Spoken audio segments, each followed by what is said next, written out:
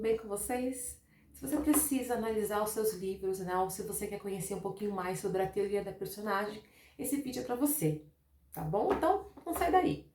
Mas antes disso, aproveita, se inscreva no canal, ative o sininho, tá bom? E compartilhe esse vídeo com uma pessoa que você sabe que gosta de literatura, ou com uma colega ou um colega que esteja estudando em casa e quer complementar os estudos, tá bom? Assim você ajuda o canal e você também compartilha conhecimento de qualidade com uma outra pessoa. Eu sou Ana Paula Lima, esse aqui é o Literatura Aberta, um canal pensado para compartilhar experiências leitoras e também facilitar o acesso entre os leitores e as leituras literárias, tudo bem com base assim em teoria literária e um conhecimento sólido, tá bom? Então vamos lá, gente. Quando nós vamos fazer as nossas análises, né, eu comento com vocês que nesse quadro Pequeno Dicionário Literário, nós temos aqui teorias que vão aparecendo nos vídeos em que eu comento com vocês, né? E que de alguma maneira eu acho que são importantes para a gente aprofundar algumas questões que aparecem no livro. Para não ficar muito maçante, então o que eu faço? Eu abro um texto à parte para você entrar depois e você dar uma olhadinha. Então, geralmente esses vídeos do Pequeno Dicionário Literário, eles têm em média uns 10 minutos só para você ter mesmo como um glossário mesmo, tá bom? Para você consultar essa teoria e você conseguir lidar, você guardar, armazenar esses conceitos, tá bom?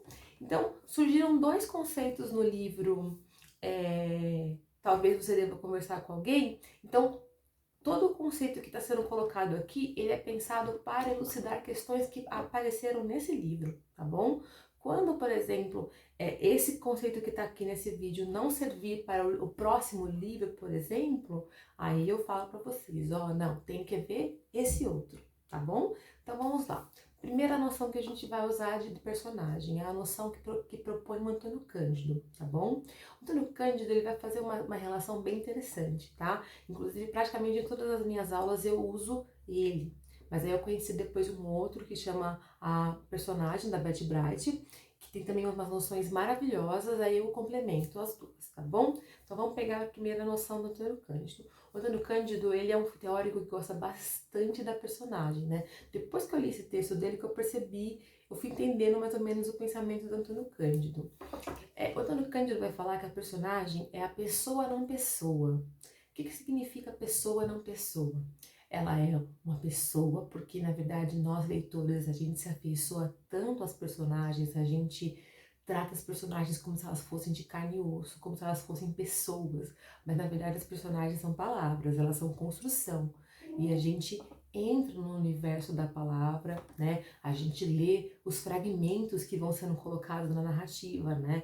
As palavras, as ações, os gestos dessa personagem, né? E a gente vai idealizando aquela não pessoa que acaba se tornando pessoa e a gente projeta na nossa imaginação aquele ser, né?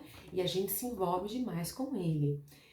Esse fenômeno é muito mais percebido quando a gente pega a novela, né? Porque na nossa cultura a gente entra muito em contato com a narrativa por meio das novelas. Então é muito comum, quando um personagem faz muito sucesso, se a personagem é vilã, o ator não pode nem sair na rua, porque as pessoas brigam com ela.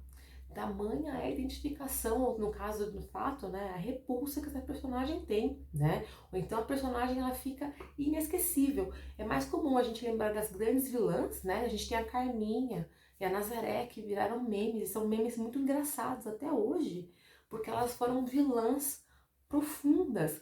Elas praticaram ações, elas tinham características, elas tinham atitudes, gestos, né? Muito característicos que fizeram com que elas marcassem sua presença aqui na humanidade. Então, quando o Antônio Cândido fala que a personagem é uma pessoa, não pessoa, é exatamente isso que ele está falando. Essa personagem, o autor, ou no caso o ator, né, no caso de um texto dramático, ele consegue imprimir nessa pessoa tantas características próximas do humano que faz dela uma pessoa, tá? Que foi o que a gente viu no Talvez Você Deva, né? Eu só tenho uma crítica porque algumas características não são muito verossímeis, né? Porque o livro trabalha com arquétipos, né? Mas tudo bem que são arquétipos que estão num consultório, né? E ela tinha a proposta de escrever um livro, e as pessoas, elas geralmente são mais complexas, né? Mas enfim, o livro é uma leitura deliciosa, tá? Depois, o Antônio Cândido vai falar o seguinte, né? Que a gente vive a narrativa através do enredo. Ou, desculpa, a gente vive o enredo. É porque assim, narrativa e enredo são coisas parecidas, né? Narrativa é o tipo de texto, é um texto que conta história. O enredo é a história, né? O começo, o meio e o fim. Só que o começo, o meio e o fim, para que ele aconteça, eu preciso da personagem. É a personagem que vai desenvolver as ações. É a personagem que vai viver as situações narradas, né? E essa personagem, ela tem que viver intensamente aquelas coisas, né? Aqueles eventos. Se ela não vive aqueles eventos, eu não acredito na história. Eu não aceito a história, né?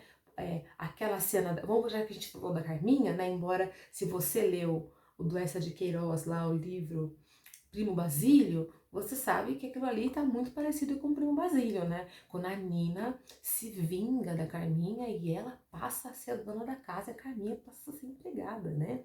E a gente vibra com aquilo, né? Porque é a vingança, a Carminha foi muito malvada com a Nina, né? E então é viver intensamente, o personagem vive intensamente as ações praticadas pela narrativa, certo? E aí a gente tem ali mais uma outra coisa que o Antônio Cândido vai falar. A gente tem, além de tudo, além do personagem, no caso, viver intensamente os eventos da narrativa, a personagem tem que representar uma ideia, um valor. Eu tenho que olhar para ele e reconhecer aquele valor, né? Então, por exemplo, no caso, a Carminha representa a maldade em pessoa, né? A pessoa que teve coragem de abandonar uma criança no lixão, que é coisa mais perversa do que isso, mais cruel, né? A mulher, além de abandonar, né? Ao invés de abandonar num lugar mais humano, né? Num orfanato, não que abandonar seja humano, né? Mas é que você vai abandonar, que você abandona num lugar que acolhe aquela criança, né? E não, você abandona a criança no lixão, né? Tenebrosa essa pessoa, né? Do outro lado, você tem a Nina, que representa a ideia da vingança. Ela é uma mulher que busca justiça, né? Então, aí é uma outra noção do Tocantins. A personagem representa um valor. Então, quando você lê seu texto literário, você tem que olhar justamente para isso, né?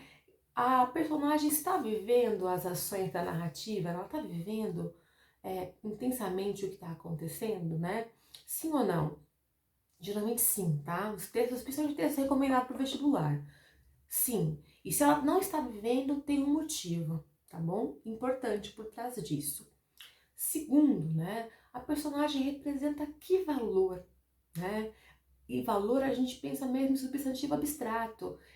O amor, o tédio, a alegria, o ódio, né? Enfim. E de que maneira esse valor se encaixa na narrativa, né? Por que é importante? Porque esse valor é como se fosse um ciclo. Ele se insere novamente na narrativa, tá bom? Essa é uma pequena noção do pensamento do Antônio Cândido, tá bom? Pensando que isso aqui é um pequeno dicionário, esse vídeo aqui é só para te ajudar a clarear as ideias e pensar por que a personagem é importante. O que a Betty Bright vai fazer? Ela vai resgatar alguns teóricos, né, que passaram por nós, ela faz uma retrospectiva desde Aristóteles, né, mas eu vou trazer para vocês, porque o nosso tempo está estourando, porque minha ideia aqui é fazer um vídeo bem curtinho para vocês. Ela vai fazer uma retrospectiva, né, teórica, e ela vai trazer 3 noções, tá bom? Acho que vocês já ouviram falar, mas se você não ouviu falar, não ouviu ainda, eu vou dizer, tá bom? A primeira delas é a noção de personagem esférico e plano, tá? Quando você tem aquela personagem com valor, você tem que juntar, tá bom? Não é pra você separar, é pra você juntar o que eu falei do Antônio Cândido e você juntar o que eu tô falando aqui do Foster, tá? Quando você tem um personagem plano, é aquele personagem que na narrativa ele não se modifica, né? Então, por exemplo, quando a personagem se modifica, é quando a Carminha, em determinado momento da novela, eu que não assisti a novela, tá bom? Eu só acompanhei os memes. Se ela virar, fica boa. Ou então, se a Nina desistir do plano de vingança dela porque ela se apaixona, porque ela tem um filho, ou porque ela tem uma visão, o pai dela, sei lá, volta e a mãe dela voltam em sonho para ela e falam para ela que aquilo não é vida, que aquilo não é correto, e ela se transforma, tá? Isso é uma personagem esférica.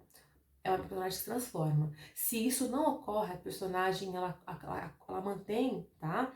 Ela é uma personagem plana. Mas tem uma outra característica que marca uma personagem plana e uma personagem esférica. Além da transformação, a personagem ela precisa ter densidade psicológica, tá? Coisa que essas duas personagens elas têm, densidade psicológica. A partir do século XIX, para a literatura, tornou-se importante a personagem ter densidade psicológica, até porque foi a descoberta lá do Freud, dos sonhos, e descobriu que o homem tem psique e tudo mais, tá? Então a personagem tem que ter densidade psicológica para ser considerada uma personagem esférica. Se ela não tem densidade psicológica, ela é uma personagem plana, tá? Ela faz parte da paisagem. Ela é aquela personagem que é como se no mundo do entretenimento, ela é uma personagem cenográfica, ela faz parte do cenário, tá? Ela não faz muita diferença para a narrativa, ela não vive os eventos da narrativa, tá bom? Outra coisa que ela vai trazer também, que eu já trouxe um pouquinho para vocês de pincelada, que foi a ideia do século XIX. O século XIX era muito importante, mas tinha um detalhe, o narrador era dono dos pensamentos da personagem, né? Ele sabia de tudo, ele era o narrador onisciente, aquele que estava dentro das emoções e dentro do pensamento do personagem. Só que no século XX, e nós vivemos também resquícios do século XX, né?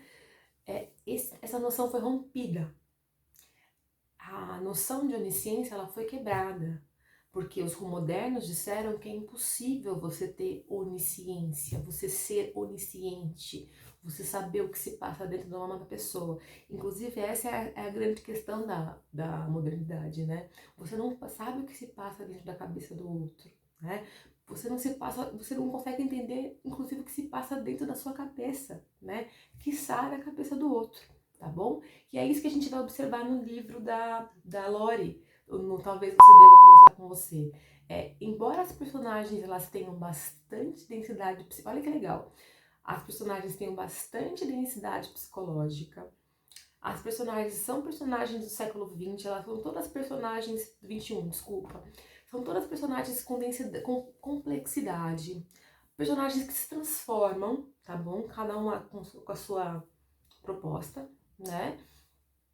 Elas são personagens que nem a psiquiatra acessa os pensamentos delas. Ninguém acessa. E mais, nem elas mesmas compreendem o próprio pensamento, que essa é uma coisa também que está posto aqui para nós, né?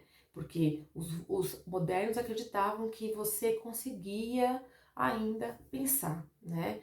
O homem do século XXI acha que o nosso pensamento é meio caótico, né? Fragmentado, e que você não tem muita consciência do que está acontecendo às vezes. O Guimarães tem um dizer muito bonito, né? Não caiu em si. Você não cai em si em alguns momentos, né? Ou muitos momentos. E é uma coisa muito recorrente, né? Então, é desse modo que eu queria que vocês pensassem a personagem no livro da Lori, tá bom? E essa noção serve para vários livros que vocês têm que ler de maneira obrigatória, tá bom? Então, à medida que eles forem aparecendo aqui no canal, que está previsto, que vai chegar, tá bom? Agora eu terminei de entregar, eu já fiz meu trabalho acadêmico, né? Então eu tenho mais tempo para me dedicar à postagem dos livros no canal. Aí eu vou dando essas pinceladas para vocês. Eu já pensei, enquanto eu tava falando aqui com vocês, eu já pensei em 2 livros que esses conceitos aqui se aplicam bem, tá bom? Então, aguarde cenas dos próximos capítulos. Tá bom, gente? Então é isso, pessoal, que eu tinha para dizer. Se você gostou, dê um like, tá bom? Não se esqueça de se inscrever no canal, porque daqui pra frente, gente, é só livro pesado, é só livro bacana, é só livro que cai nas listas dos vestibulares, tá bom? E livros que de alguma forma são livros legais para você ler. E todos os livros que são aqui, que são bons para você ler, são livros que eu consigo extrair, por exemplo, temas. Até a próxima, viu? Obrigada pela companhia. E é isso, tá bom? Tchau!